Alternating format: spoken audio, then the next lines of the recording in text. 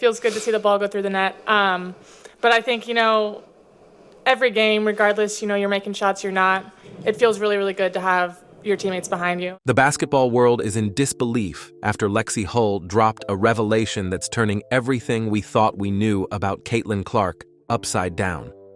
In a moment no one saw coming, Hull leaked shocking details that shed new light on Clark's personality, journey, and what's really happening behind the scenes with the Indiana Fever.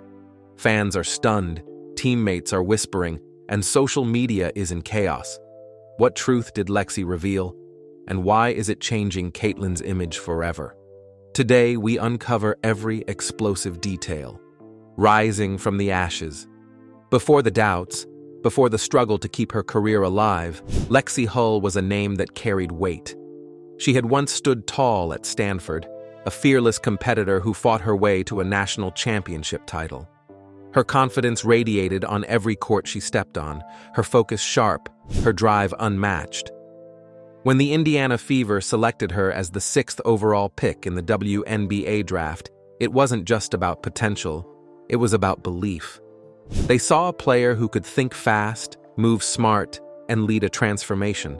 But the professional stage is a completely different battlefield. The speed, the strength, and the relentless pressure of the WNBA weren't just physical challenges, they were mental ones. Suddenly, Hull found herself sitting on the bench more than she ever had in her life. Game after game, the minutes slipped away, and with them, so did her confidence.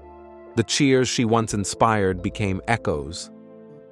"It messes with your head," she later confessed, describing what it felt like to go from being a vital piece of a winning puzzle to just another name on the roster. She wasn't alone in that feeling. Every player in the league had been a star once, every opponent, every teammate, each used to being the best on their college team.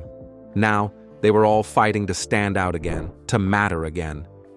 But Hull's struggle was part of something much deeper, something that had been brewing inside the Indiana Fever long before she arrived. The team wasn't just losing games, they were losing belief. Years of defeat had slowly reshaped their identity. Losing became routine, almost expected, and the locker room felt heavy with quiet resignation. No amount of fresh talent could mask the absence of accountability or the lack of a true winning culture.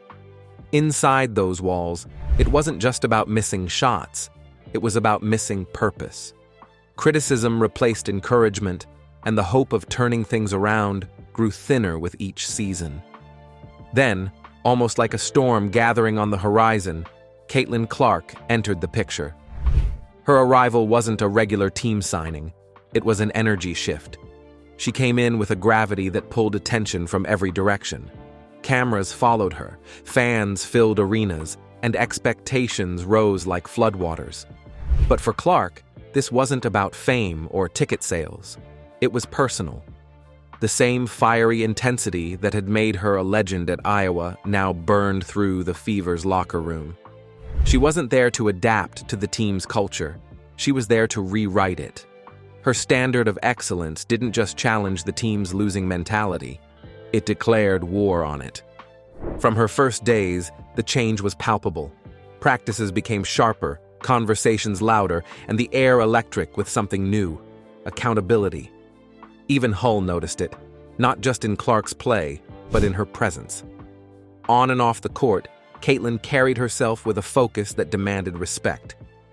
"It's really awesome to get to know her," Hull would later say, recognizing that beyond the spotlight, Clark was grounded, thoughtful, and surprisingly mature for someone carrying so much weight on her shoulders. Yet that composure came with an edge, a relentless expectation for everyone around her to meet her energy. The turning point, according to insiders, came during one of their early practices together.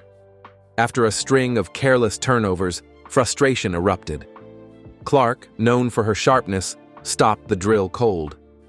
What followed wasn't a pep talk, it was a verbal storm.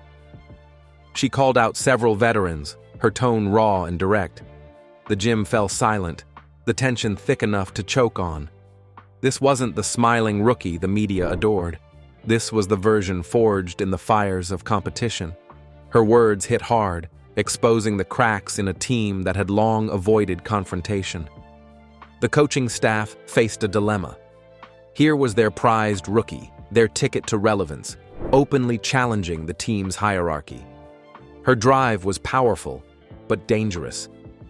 There were whispers about reining her in, asking her to tone it down, to ease the discomfort she had sparked. But deep down, they all knew what was happening wasn't destruction. It was transformation. In a risky move, they decided to let her fire burn. No intervention, no silencing. Just a quiet gamble that her intensity might do what years of strategies and signings hadn't, force the fever to finally wake up.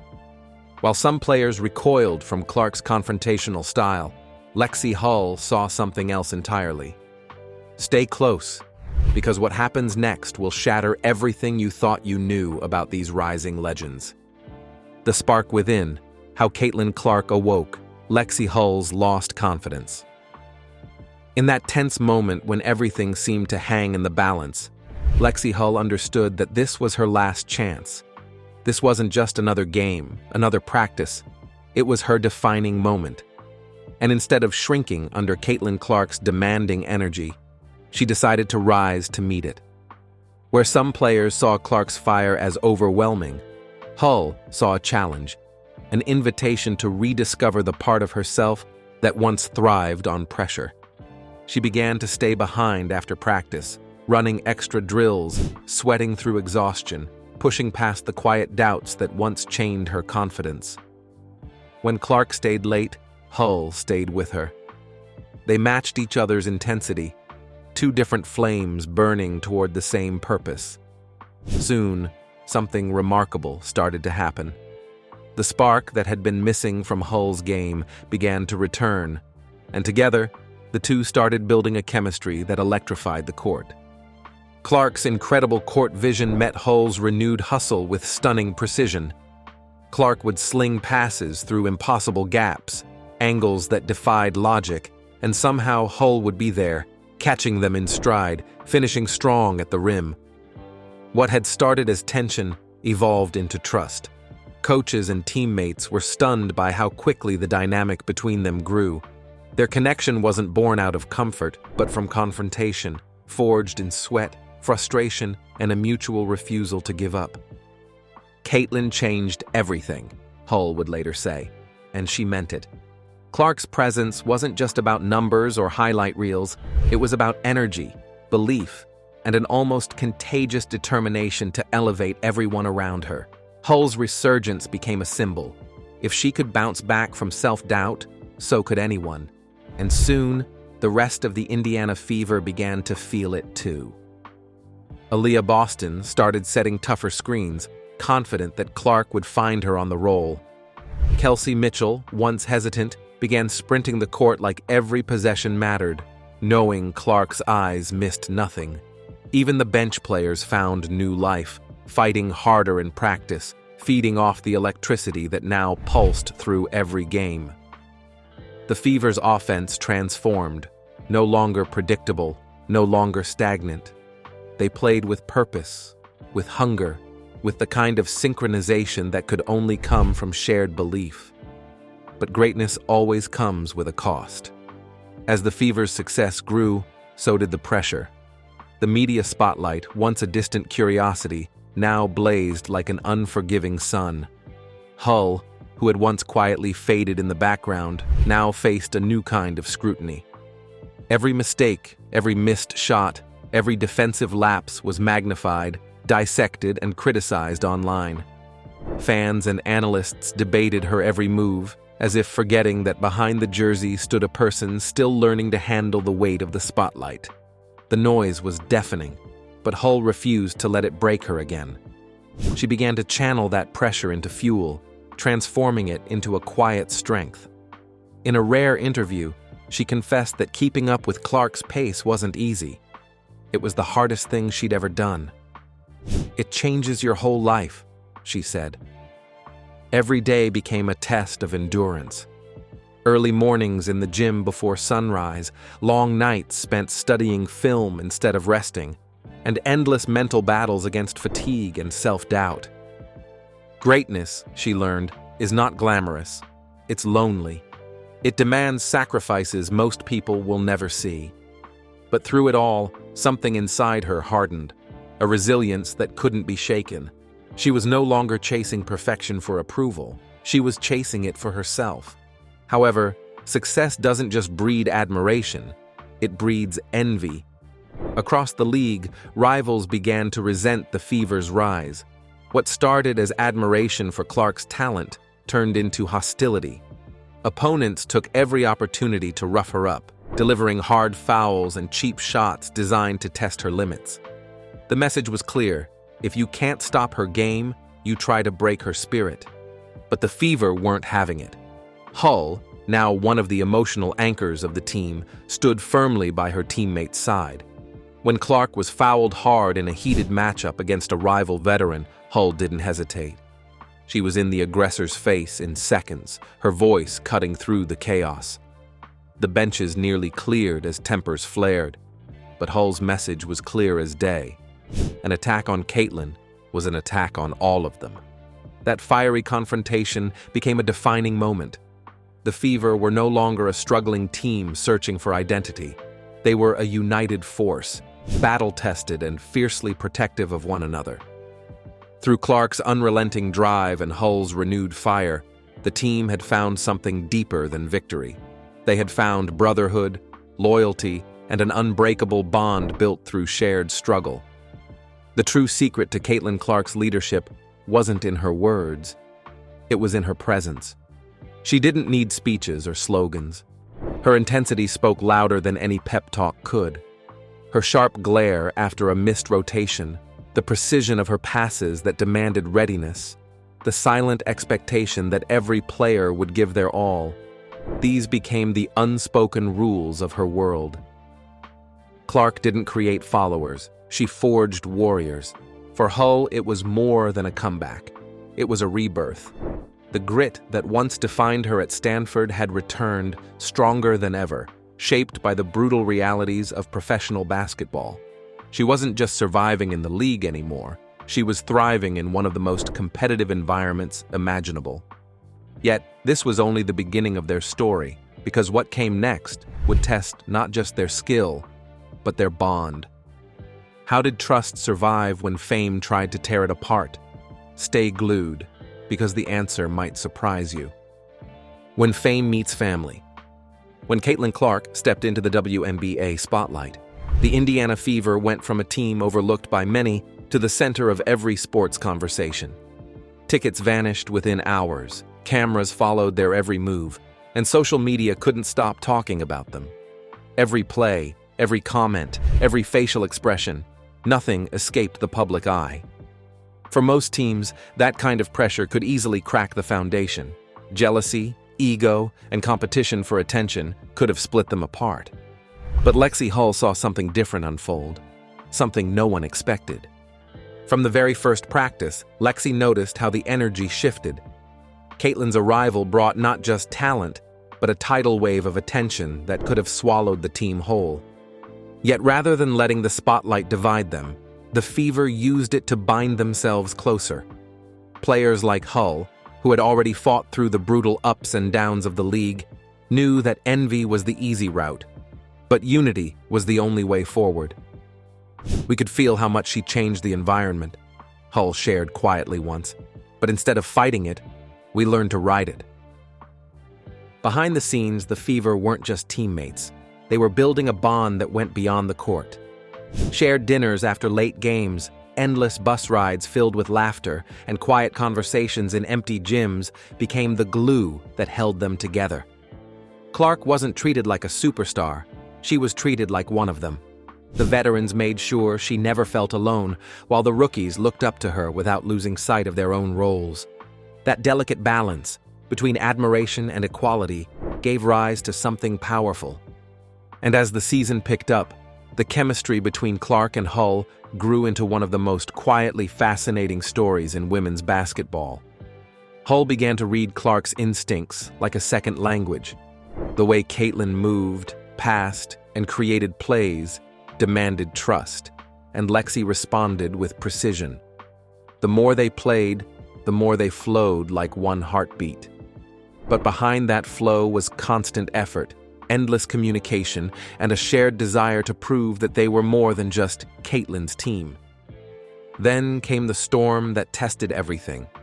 The day Caitlyn was forced off the court by injury. Suddenly, the rhythm broke. The once electric offense stumbled. Opponents crowded the lanes, daring the Fever to function without their star. And for the first time, doubt crept in. It was like starting from zero again, Hull later admitted. The team felt adrift, unsure of how to move without the player who had become their anchor. Games dragged, confidence wavered, and the spotlight that once felt warm now burned too bright. But this was the moment that separated fragile teams from resilient ones.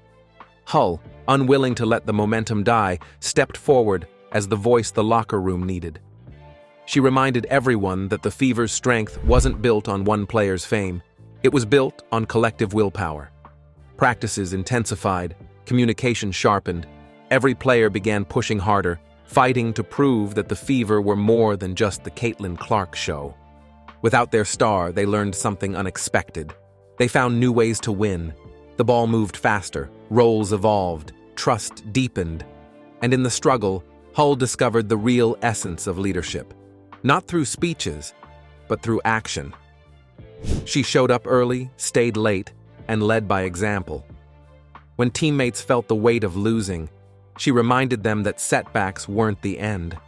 They were a test. When Caitlyn wasn't there, Hull later said, we had to carry her spirit, her fire. That's what kept us alive. By the time Clark returned, the Fever weren't the same team she had left behind. They were tougher, smarter, united. The spotlight still followed Caitlyn, but now it reflected off every player around her. Every pass, every shot, every defensive stand carried purpose. What was once the story of one woman's rise had transformed into the story of many rising together. And as the Fever's chemistry deepened, it became clear that their power wasn't just talent, it was transformation. They had turned hype into harmony, fame into focus, and pressure into progress.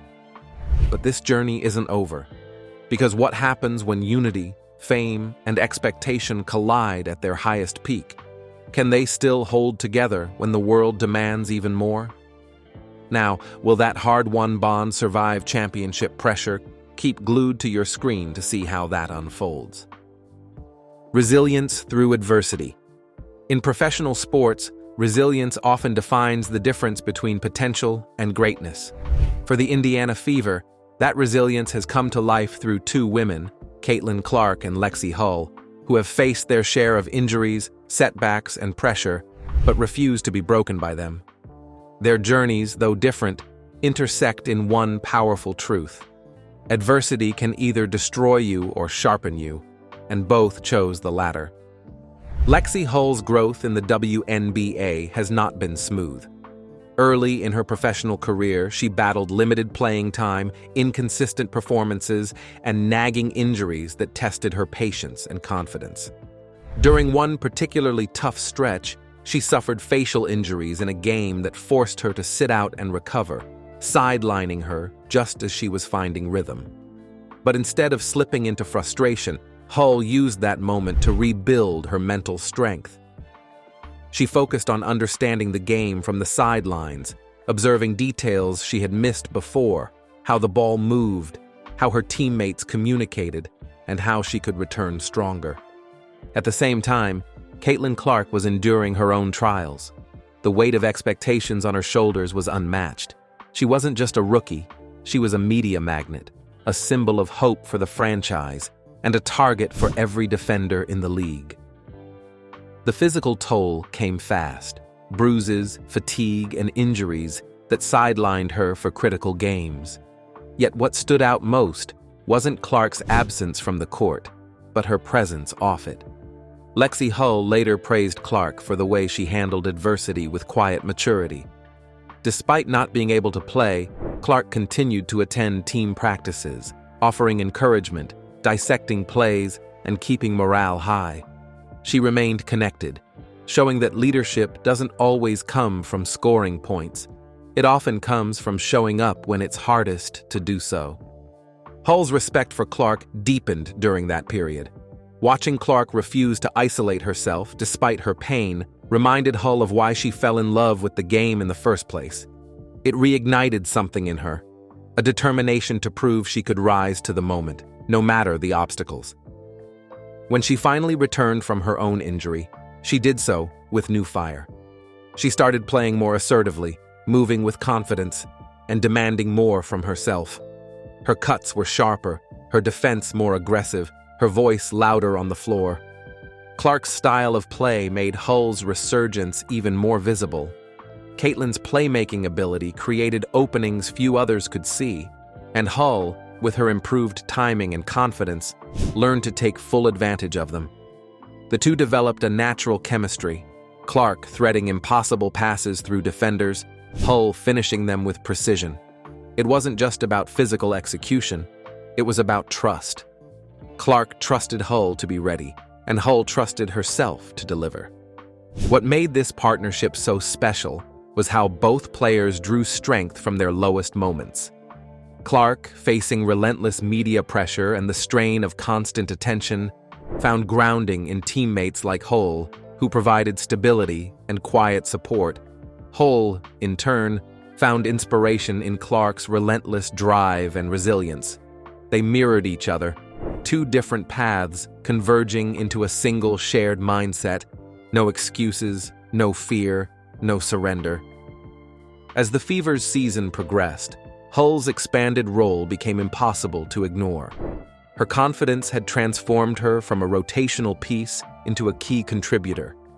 Reporters and fans began noticing how she seemed freer, more decisive, and willing to take risks. But those who watched closely knew that her rise wasn't just about improved stats. It was about mental growth. The old doubts that once crept in after every missed shot or turnover were gone. In their place was a player who believed she belonged. Injuries, adversity, and pressure had shaped both Hull and Clark in ways no highlight reel could capture. Their story wasn't one of overnight success, but of endurance, the kind of growth that happens behind the scenes, in rehab sessions, in empty gyms, and in quiet moments of self-reflection. Together, they redefined what resilience looks like. Not perfection, but persistence. Not dominance, but determination. So, is this just the start of something greater? We would love to hear your thoughts below. And don't forget to like and subscribe.